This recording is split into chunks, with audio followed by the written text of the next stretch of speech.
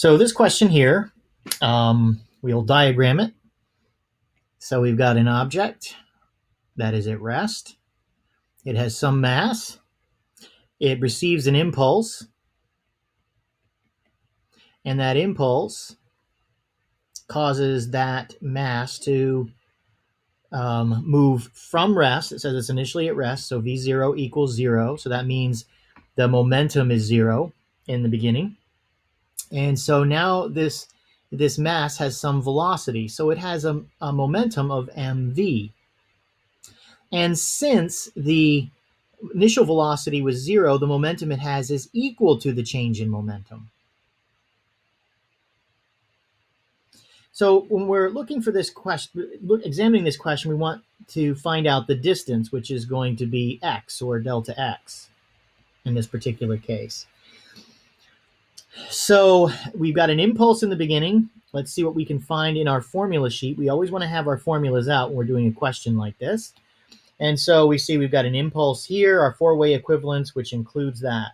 So let's put that down and see what we can resolve from this. So we can already see that we've already been talking about m delta v and delta p. We've got this impulse j. So let's bring that down so that we have j equals m delta v.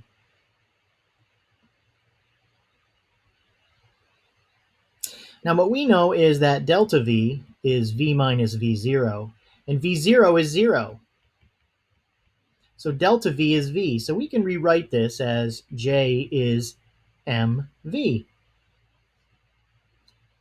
So what about the v itself? Well, our relationship that's going to get us to delta x is we know average velocity is delta x over delta t. So if this were an average velocity, we could put delta x in there and we would be able to solve for our x. But we also know that there's another version of average velocity, which is v plus v0 over 2.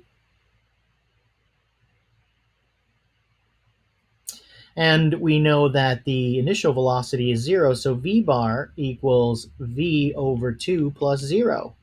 So v is twice v bar.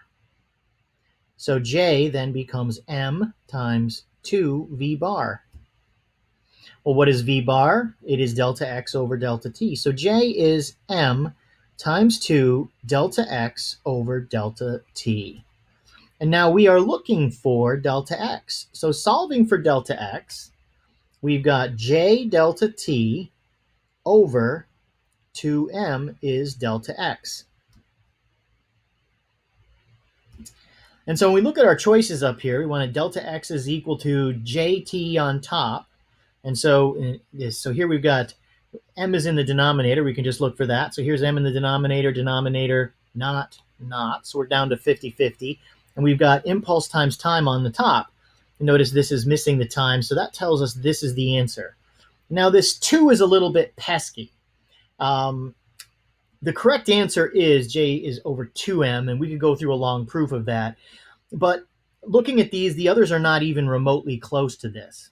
The second way we could go about answering this question is a completely different technique, would be to use dimensional analysis. Now, dimensional analysis can be helpful. It is not generally the overall problem-solving approach we should use, but it's a good way to check to make sure in this case. So the units of impulse are the same as momentum, which are kilogram meters per second, and time is seconds. So that gives us kilogram meters, which is not the units of meters. So D should be out. Here we have kilogram meters per second divided by kilograms. Well, that is kilogram meters per second times 1 over kilograms. So that gives us meters per second. So that one is out. Up here we have kilogram meters per second times kilograms all over seconds, which reduces to kilograms squared meters per second times 1 over seconds. So that is kilograms squared meter per second squared. Again, not the right units. Now, lastly, we have kilogram meters per second times seconds all over kilograms. So those cancel, and we're left with kilogram meters times 1 over kilograms, which leaves us with meters, the correct units. So that's why we have choice A for that question.